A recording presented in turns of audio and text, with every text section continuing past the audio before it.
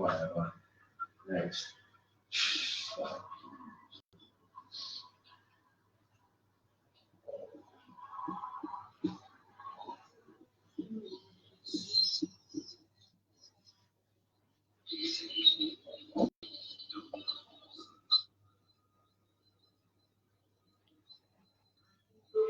Hello guys, it's a little bit pointless me speaking while the song is playing because, as you know, Facebook edit out any songs that I play, but sometimes people, they do leave the song, so it's pointless me saying what I'm here to talk about until I finish this. But for those that are listening, obviously it's past midnight. It's Aaron's 11th birthday today, who was taken by Flintshire County Council. But I just want to play this for a minute to all the parents and kids.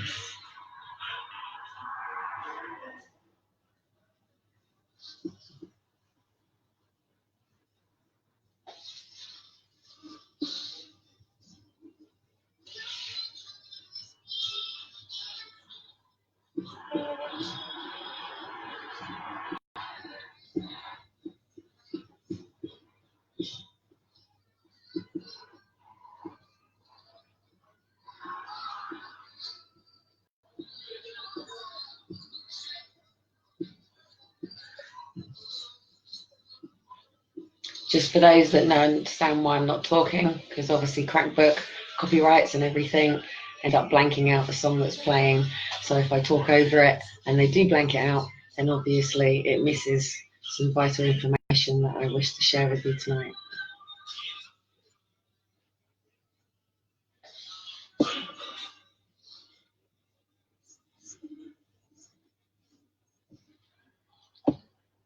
Anyway, I don't want to play all of that, but as you know, hello, by the way, to people who are not used to my lives popping up here. I usually do my lives over on Kelly Cottam on a Crackbook public page, but as you know, Endit have had it shut down due to copyrights over the Red X campaign. And also, not only that, as you know, BT have closed down my BT and internet of no actual reason. It was done illegally. And then when I rang them back to make a complaint, I said, because just remember, it was the day before the Hold the Adoption Drive campaign, and I had made a live phone call to Buckingham Palace, Parliament, Housing, all that, not Housing,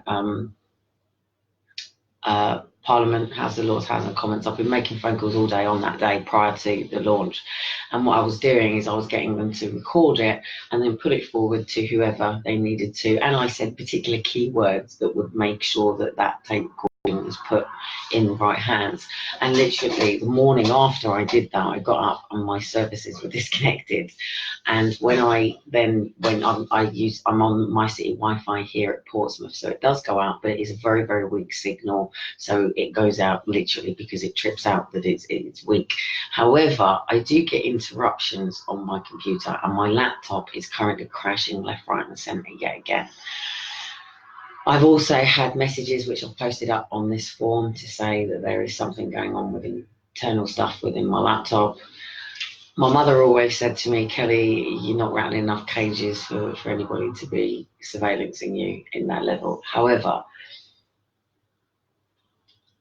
we're at a very pinnacle point in anything to do with the whole restructure of Great Britain, and what will have been will have gone, and what will be rebuilt. It's done, it's gone, it's empty. It's like a new year, it's done. Government don't want to talk about the past, they want to talk about now and the future and how we move forward.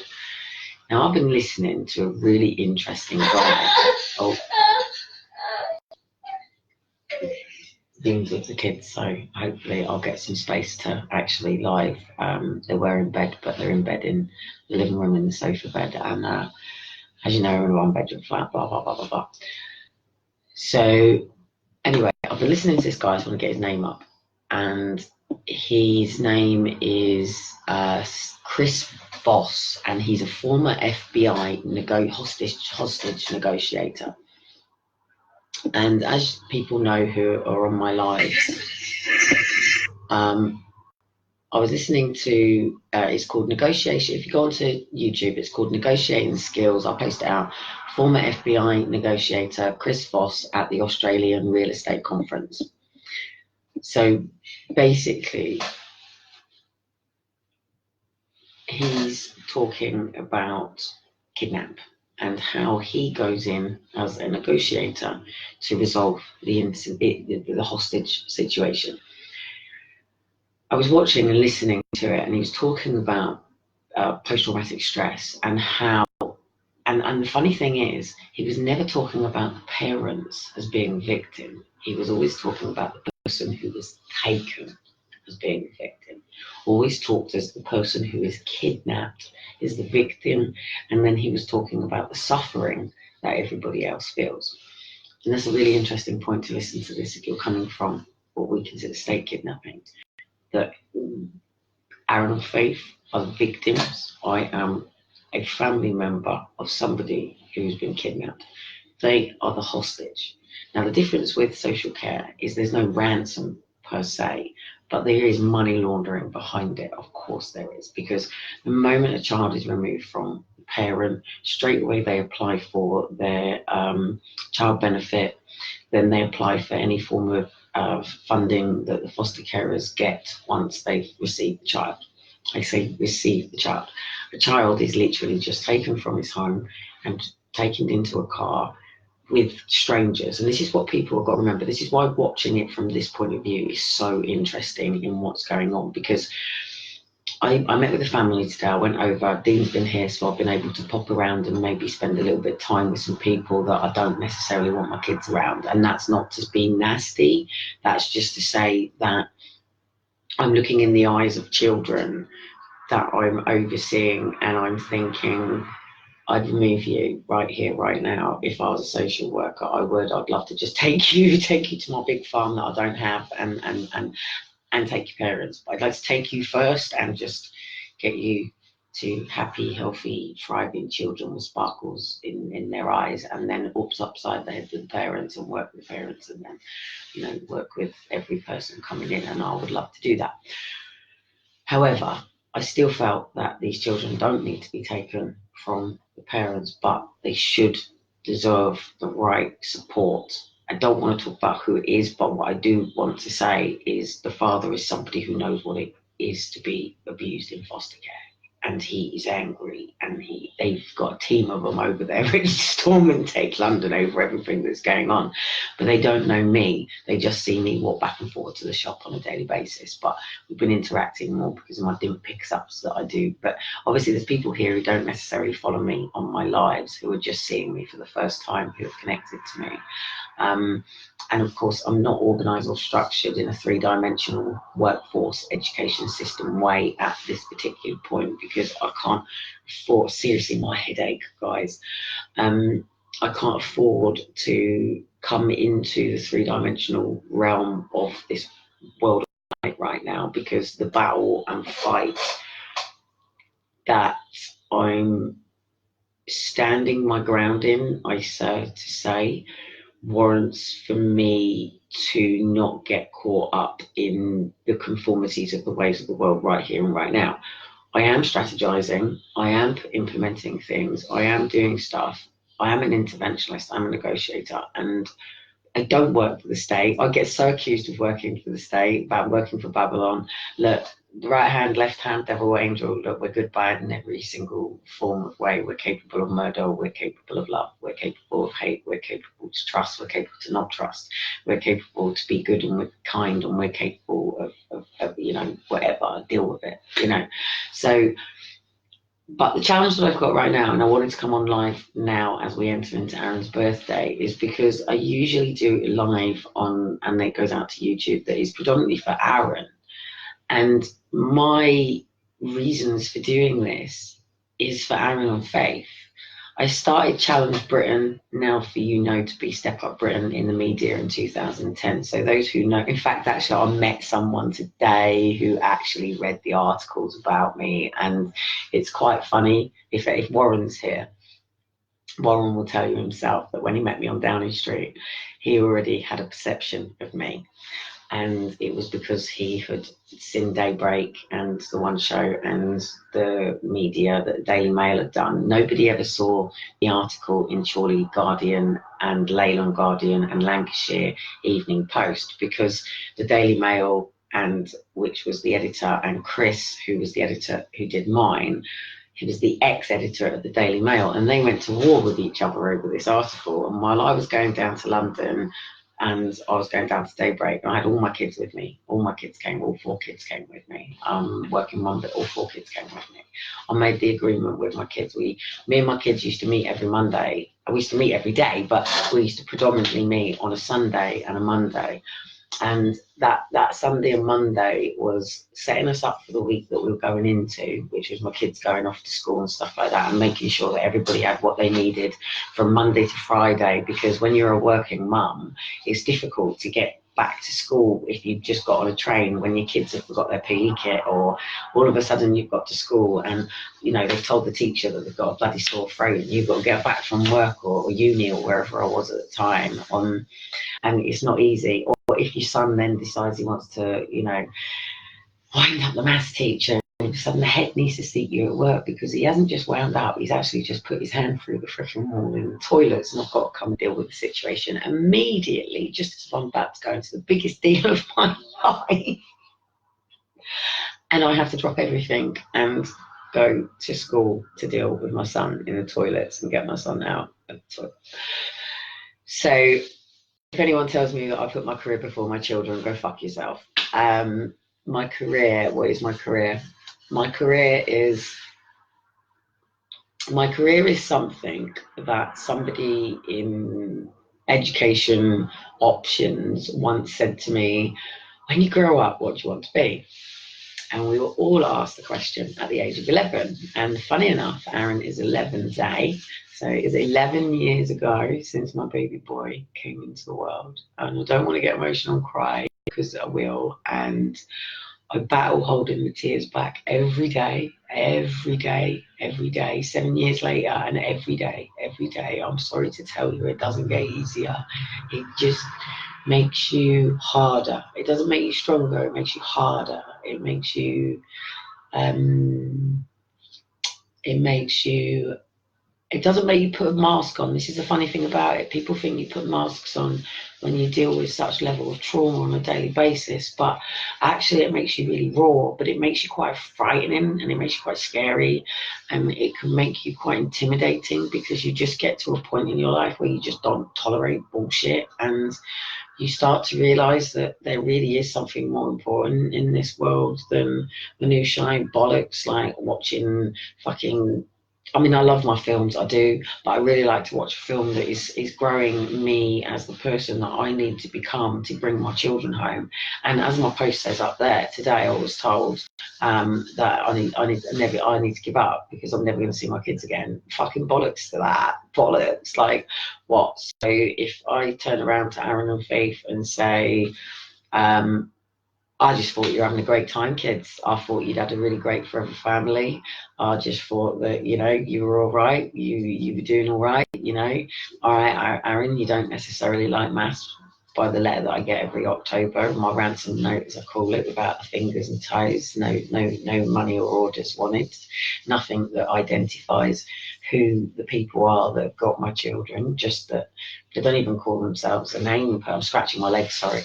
They don't call themselves a name. They just sort of say, like, hello, Kelly, sort of thing. And they do mention Aaron and Faith's name, so I know that Aaron and Faith are still called Aaron and Faith. So I know their first name's not been changed, but I know their last name's been changed. I don't know what my children's surname is.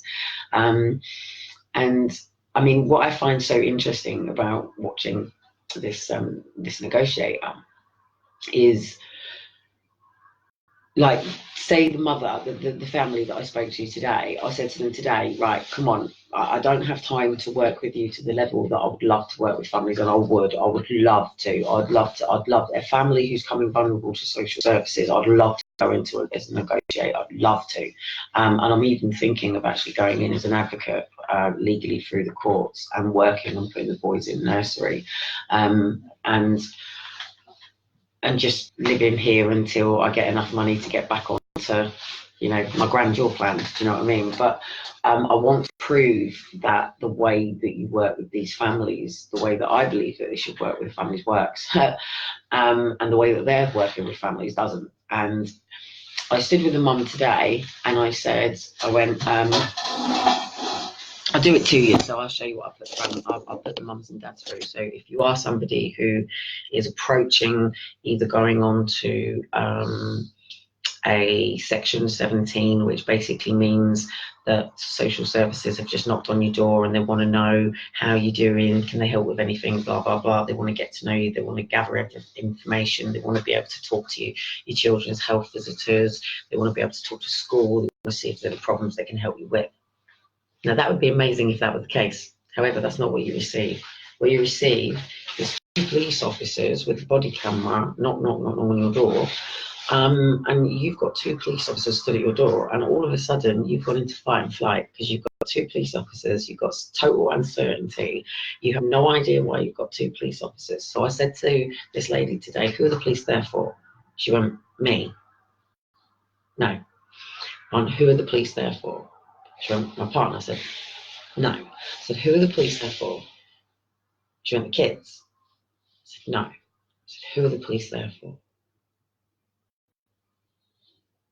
So I said, there's 2 police officers at your front door. Now, can I tell you, there's 2 social workers stood around the corner waiting to come and ask you those questions. So I said, I'll ask you again, who are the 2 police officers at the front door for? She went, for the social workers. I said, yes. Straight away, we have a breakdown of communication between a social worker offering help and a family in need, because we have police in between.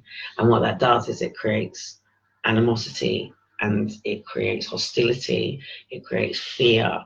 And because what social services do, if they've had cause for concern, now cause for concern could come in via school saying that you haven't got the kids to school on time 2-3 times in the day. Is mum okay? Because school have no governing to say to you as you come into school, is everything okay? So they have to refer it over to social services. They always do it to children. So if children's coming with bruises all the time, say up here, spot signs. So there is spot the signs of sexual abuse, spot the signs of child physical abuse, spot the signs of medical neglect, spot the signs of this, spot the signs of that, spot the signs of that. Under multi-agency, there is a multi-agents framework that goes in that seats with everything from criminal all the way around to GP. They can't afford to get to attend meetings. Big fail immediately. So if they're gathering, the first thing they're gathering is your medical file and your doctor is not present in the meeting, well, your meeting is flawed immediately in the court of law. So please do remember that if your GP does not attend for you and they are questioning your health, then no person in that room is qualified to talk about those things. Immediate flaw, fail. Whether the system is designed this way, whether we have people coming out of university with no life experience that are just growing and nurturing in these careers, who were once asked, when you were older, what did you want to be? And in order for someone to become a social worker or to become a police officer, they don't just wake up in the morning and go, I'm going to go out and I'm going to go and be a paedophile hunter, because it's actually illegal to do that in this country. Hence why there's going to be laws put in place this year to ban all paedophile hunters. Now, the same family also gave me information the other day that there was a battering of a paedophile here in Portsmouth a few years back, up in Paulsgrove, I believe. It went public. It was a very public video. A lot of people commented on this video. A lot of people then continued to actually aggravate this person. They got the wrong door. It was next door. So the police went inside, we took that person, dealt with that situation. Actually, he ended up getting let off. And some neighbour who was completely innocent got beaten to a fucking pulp by a whole community with people with bars and all sorts. I don't know the extent of how far that went, because I couldn't look into it, because I already knew it was a one that went wrong.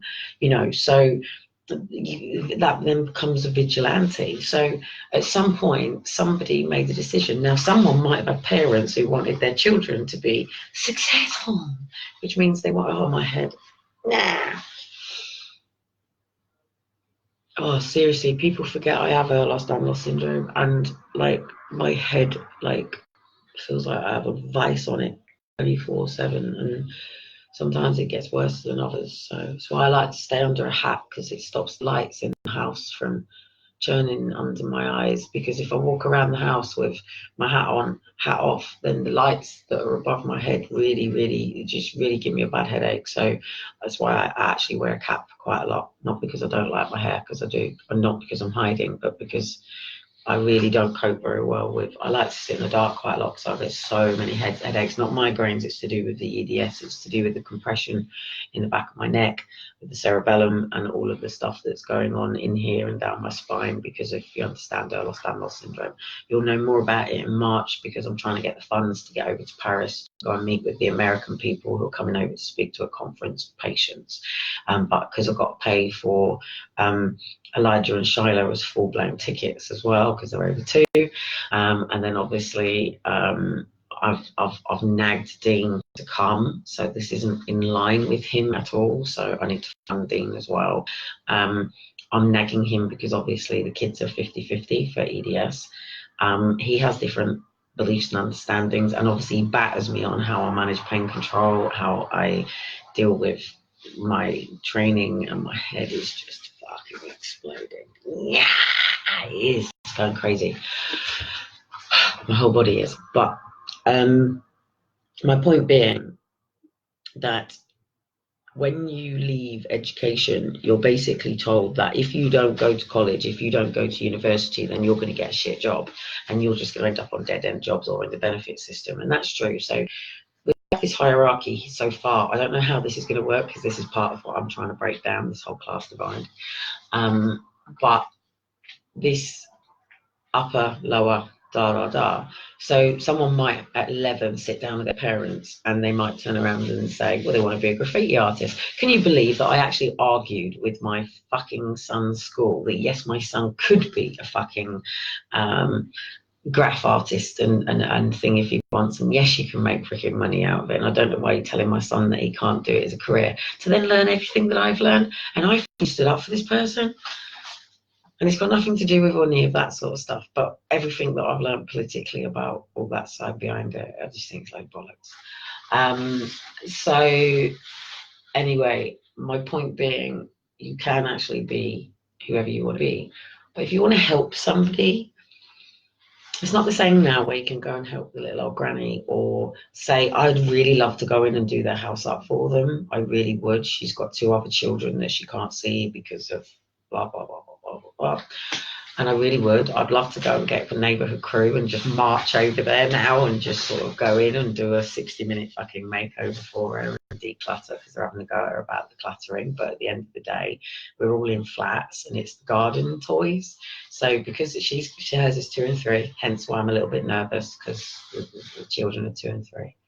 And they're very beautiful, 2 and 3, and the parents love them very much, and that's very clear to see, 100%. But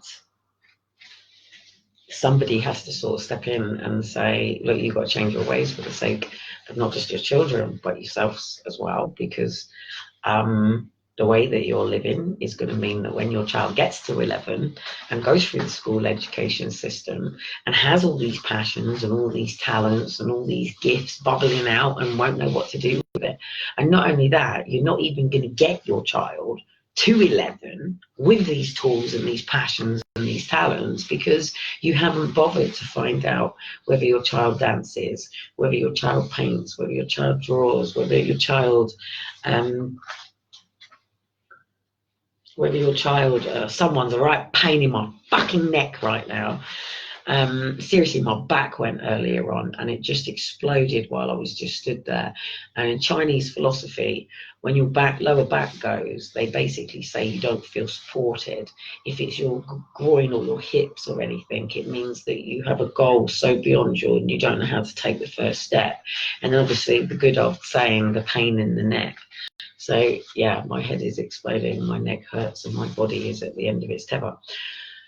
I've told people for a long time, I'm at the end of my tether. I've had enough of this. I've had enough of stories of abuse. I've had enough of tail end stories. I've had enough of children being abused under foster care as adopters, by their own parents, by their own grandparents, by their own family. I'm still unsure whether or not to buy fucking Warburton's bread at the moment, because there's somebody out there who keeps talking about Grandad Warburton, and it's like, is this associated to Warburton's bread or not? But, you know, do I buy Warburton's bread or not? Was the man who designed Warburton? I don't know. I can't put that down, but I don't want his bread in his hands and his recipe if that is the case. So I'm going to be making my own bread anyway. So anyway, I'm going to be building up my social media and stuff, because I'm going to be getting ready to my body sorted, my health sorted. I'm going to be going back to what I started in the first place in 2010 and what Step Up Britain was originally for. However, Step Up Britain is now ready to fly, because I'm either going to go to government and let government go and take it over, or I'm going to run with it. So I'm going to have to work really, really hard to get some stuff out. And basically what I'm going to be doing is doing a step up for Britain, and it's either step out, so fuck off and fuck off where you want to be, or remain here in Great Britain and actually get our shit together and work together to put the Great back in Britain. As simple as that. So where do you, if you're following me, if you're here in Great Britain, where do you want to be positioned by sort of March time in bringing Great Britain together? And also really get your heads out your asses and thinking about your own personal circumstances, and thinking tomorrow somebody could hold Great Britain under hostage, and we're going to need some really great hostage negotiators, because we could be in a situation, and this is true, this is a possibility. I'm not saying it's a grand possibility, I'm saying it's a very high possibility of internal war here in Great Britain right now, and also external war, because we are just an island, and we're also an island that a lot of people don't like. Even someone said to me today, I don't go to London, it's full of paedophiles. You know, so London is not England is not the most loved. In fact, England, I heard Dean today, because I'm surprised I haven't heard him because he's got his headphones on and he's listening to stuff, but I heard him say out today that England is the most untrustable place. People don't trust people here in the UK. So I've got to go, guys. My head's really killing me. Like, seriously, it's hurting me too much. I'm going to have to go. No, my head's really hurting.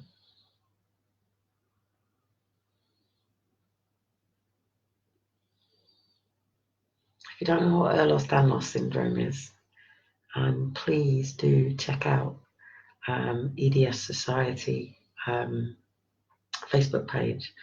And I am actually going to be putting a bit of a campaign out to make sure I've got to put some sales stuff out, so I might do some zebra stuff and talk about EDS to fund me getting over there, because I'm not just going over there to beg for fucking help. I'm going over there to say it isn't just my children this is happening to.